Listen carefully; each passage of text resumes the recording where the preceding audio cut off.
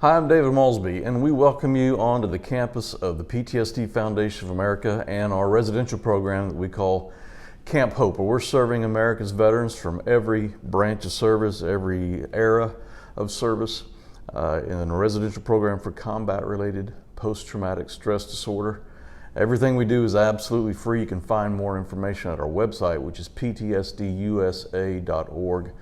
Right now, you get the opportunity to meet one of our newest graduates from our program.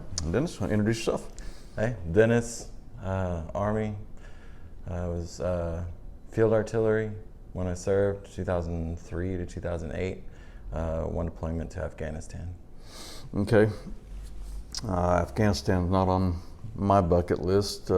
Clearly some things, trauma happened while you were there. What happened when you came home? What transpired that you needed a place like Camp Hope? So when I got back, I felt like there was something missing and it didn't feel right. And for a while, it felt like everything that happened on deployment was more comfortable than being back.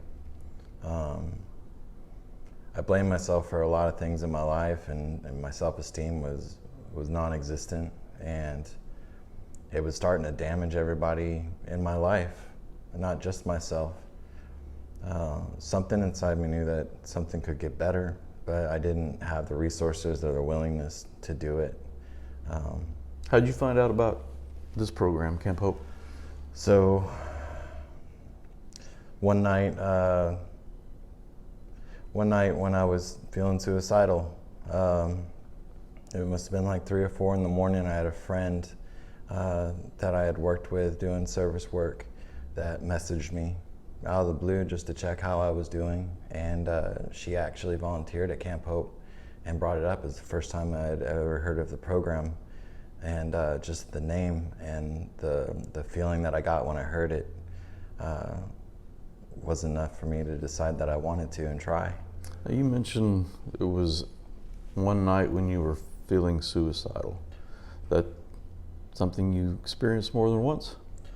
Yes. When I first got back, I tried managing everything that was going on through mental health help while I was still enlisted.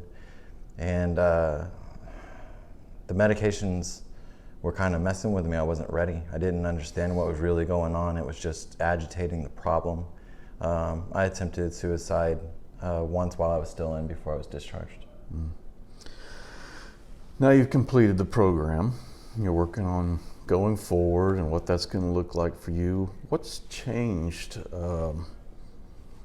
What's different about your mindset? How do you look at today different than the day after you attempted suicide? Yeah, everything's changed. I love myself, for one, which I think was the biggest wall for me to get through, was to realize that I'm worthy of living, that I have a life, that I have things in my heart that I love to do.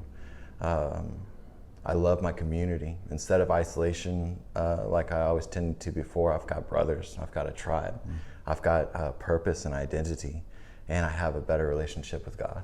Mm-hmm. I know faith's been a big part of that for you. All right, we'll close out this way. There's some veterans or family members of veterans out there, and they've seen their loved one experiencing something like you've just described. What would you tell them? Yeah, if I can do this, anybody can. If there's any opportunity or help or hope, it's here.